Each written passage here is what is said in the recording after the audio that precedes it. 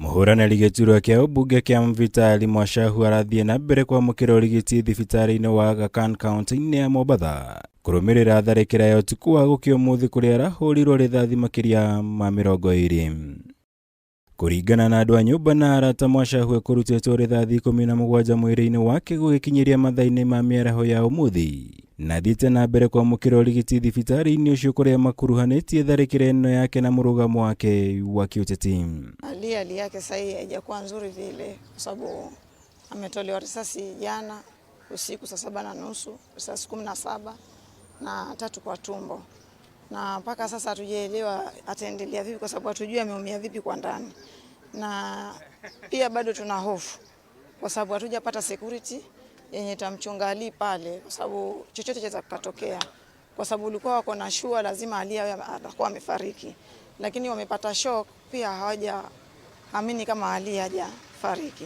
Ũndũ ũyũ na kũrĩ ũguo ndũhĩtũkĩte ritho rĩa thirikari kuona Minista wa ugitiri wa thiini Dr Fred Matiang'i ũrĩa uma kaunti-ini ya Mombasa ũmũthĩ nĩ ũkũmithĩtie na agathingata atongoria kũgĩa na ukiraniriria ihinda-ini rĩrĩ rĩa kambĩini cia githurano kinene kĩa mwaka ũyũ.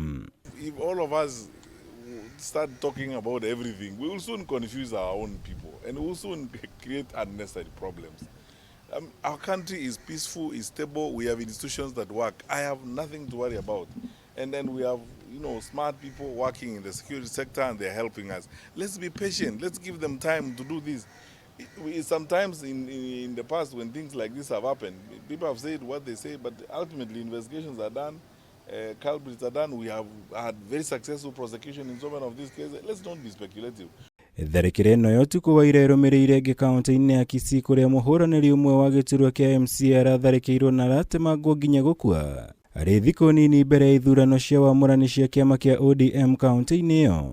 Gũkũ Minista Matiang'i akĩhinyĩrĩria nĩ meharĩirie gũtigĩrĩra thayũ wa bũrũri ndũgũtharario mbere hĩndĩ na thutha wa githurano. Mimi namwambia Mheshimiwa Matiang'i, tunataka haki itendeke na kama ma-CID wako tuhakikishe hao watu wameshikwa kwa sababu CCTV ziko hapa penyewe. Pandi ya gari ilikuja karoteti hapa ikamfukuza Ali mpaka hapa hospitali. Lazima kila kitu kitendeke kiaki. Kwa hiyo mimi sina mengi, kitu naomba ni utetezi tusaidike tu. We are prepared and ready to support the IEBC as they prepare to conduct the general elections. I think we are going to be peaceful. I do not have any reason to think otherwise because we are engaged in constant, almost hour-to-hour consultations with colleagues across the country. You can see I'm spending time here with my colleagues here. Our country is bad. Matiang'i arĩtio hĩndĩ ĩrĩa gũthiĩte gũthũrima ceceni ya mbirarũ cia kũrũgamĩrĩra iria rĩa Indian Ocean mwena wa Liwatoni kaunti-inĩ ya Mombasa, kũrĩa hinyĩrĩirie matikũhurũka nginya matigĩrĩre thayũ wa bũrũri nĩ wagacĩrithio icigo-inĩ ciothe cia bũrũri. These are tough times. We do not take anything for granted. We are adopting an all-of-the-above approach in terms of how we look at national security, especially during this particular time. I've said before, and I would like to say it again to my fellow citizens, that we need to be on the alert.